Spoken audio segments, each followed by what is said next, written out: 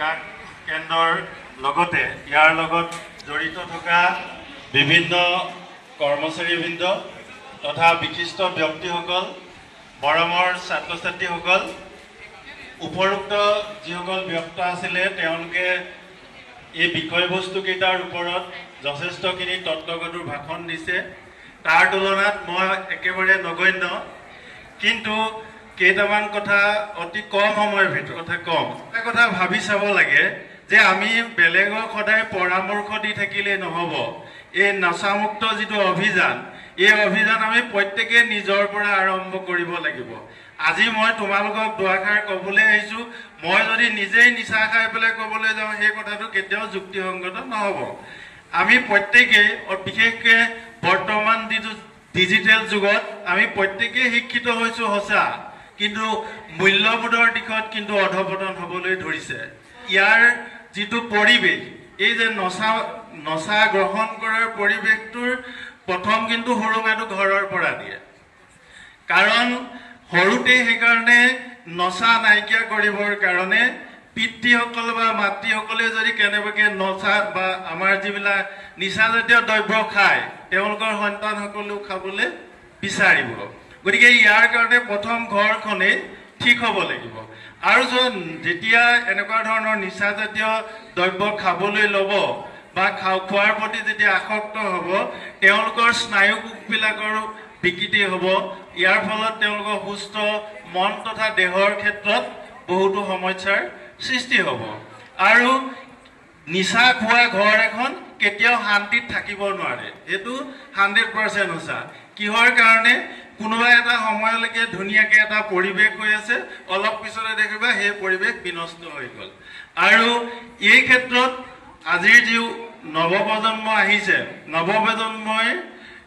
শিক্ষিত হৈছে সঁচা কিন্তু সমাজৰ এনে কিছুমান দিশৰ প্ৰতি আকৃষ্ট হৈছে সেইবিলাক হ'ল নিচা খোৱাৰ বা ধপাত জাতীয় সামগ্ৰী খোৱা এইবিলাক খোৱাৰ ফলত নিজেতো অধপতনে গৈছে লগতে থকা বাকী সকলকো সেই দিশলৈ ঢালিল বা ধাৱমান হ'ব ধৰিছে এই ক্ষেত্ৰত অকল ল'ৰাসকলেই নহয় এতিয়া ইয়াত দিছে বেটি বচাও বেটি পঢ়াও কিন্তু পঢ়া শুনা কৰিলে নহ'ব কিন্তু আজিকালি দেখিবলৈ পোৱা গৈছে ল'ৰাতকৈ ছোৱালীয়ে বেছিকৈ গুটকা জাতীয় সামগ্ৰী পাৰ্টি বুলি কোৱাৰ লগে লগে মদৰ বদলত হাত দিয়া ছোৱালীও কিন্তু বেছি হৈছে এতিয়া যদি শিক্ষিত হৈছে ছোৱালীসকল তেতিয়াহ'লে সেই দিশবিলাকৰ পৰা আঁতৰি থাকিব লাগিব আৰু এই আঁতৰিবলৈ আমি কি হ'ব লাগিব কিতাপ পঢ়িলে জ্ঞান আহৰণ নহয় আমি সেইখিনি কাৰ্যকৰী কৰিবৰ কাৰণে আমাৰ কি কৰিব লাগিব মনটো দৃঢ় কৰিব লাগিব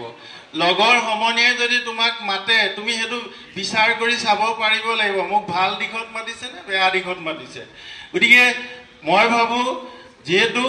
উঠি অহা প্ৰজন্মই শিক্ষাৰ জৰিয়তে আগবাঢ়ি আহিলে নহ'ব এনেকুৱা দিশবিলাকৰ ওপৰতো যদি গুৰুত্ব দিয়ে নিশ্চয় আমাৰ উঠি অহা প্ৰজন্মৰ এটা সঠিক দিশ পাব এইখিনিতে মই এটা কথা কওঁ আমাৰ যেতিয়া আজৰি সময় হয় আমাৰ এটা কথা মুখে মুখে প্ৰচলিত আছে যেতিয়া মানুহে অগাধ পৰিমাণৰ আজৰি সময় হয় বা আজৰি সময় পায় তেতিয়াই মনটো কলুষিত হয় আৰু এই কলুষিত হ'লেই বিভিন্ন ধৰণৰ এনেকুৱা নিচাজাতীয় বস্তুবিলাক খাবলৈ মন যায় গতিকে সেই দিশবিলাকৰ পৰা আঁতৰিবলৈ হ'লে আমাৰ এটাই উপায় আছে সেইটোৱে হ'ল গ্ৰন্থ অধ্যয়ন যেতিয়া গ্ৰন্থ অধ্যয়ন কৰিব এজন ব্যক্তিয়ে তেতিয়া কি হ'ব তেওঁৰ ধৈৰ্যশীল যিটো ক্ষমতা সেই ক্ষমতাটো আহিব আৰু যেতিয়া এজন ব্যক্তিয়ে গ্ৰন্থ অধ্যয়ন কৰিব তেওঁ বিভিন্ন দিশৰ পৰা প্ৰকৃত জ্ঞান আহৰণ কৰিব আৰু ইয়াৰ পাছৰ পৰাই তেওঁ কিছুমান কাম কৰিবলৈ মন নকৰিব আৰু মনটো স্থিৰ কৰিব পাৰিব মই ভাবিছোঁ আজি যিহেতু ইয়াত বহুতো এই মহাবিদ্যালয়ৰ ছাত্ৰ ছাত্ৰী আছে তোমালোকে শিক্ষক বা শিক্ষা দিশৰে হওক বা অন্যান্য যি কিতাপ আছে সেই কিতাপসমূহ তোমালোকে পঢ়িবলৈ যত্ন কৰিবা আৰু এই ক্ষেত্ৰত আমাৰ যি অভিভাৱক আছে তেওঁলোকেও যে নিজৰ সন্তানটোৱে যদি তেনেকুৱা মাদক দ্ৰব্যই হওক বা এনেকুৱা যিবিলাক দ্ৰব্য খাই আহে প্ৰথম দিনা চিনাক্ত কৰিয়ে তেওঁলোকক গালি পাৰিলে নহ'ব। ইয়াৰ অপকাৰৰ দিশবিলাক ভাল ধৰণে বুজাই লৈ তেওঁলোকক প্ৰপাৰলি কাউন্সেলিং কৰিব লাগিব। মই ভাবিছোঁ প্ৰপাৰলি যদি কাউন্সেলিং কৰে তেতিয়া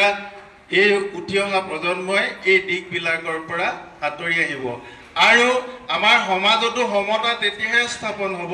যেতিয়া আমাৰ যিসকল মহিলাসকল বা আমাৰ যিসকল ছোৱালী সেই ছোৱালীয়ে উপযুক্ত শিক্ষা আহৰণ কৰিব পাৰিব। কাৰণ আজিৰ যিসকল ছোৱালী বা আমাৰ মাতৃসকলে হ'ল জননী, আমাৰ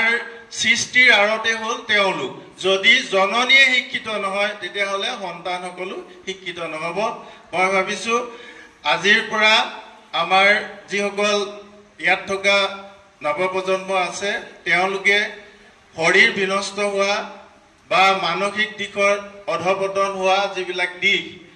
গুটখাৰ পৰা আৰম্ভ কৰি এই দ্ৰব্য বা নিচাজাতীয় দ্ৰব্যৰ পৰা বিৰত থাকি নিজৰ লগতে সমাজখনকো উত্তৰণৰ দিশত সহায় কৰিব বুলি আশা ৰাখি মোৰ বক্তব্য চমুকৈ ইমানতে সামৰণি মাৰিলোঁ। ধন্যবাদ।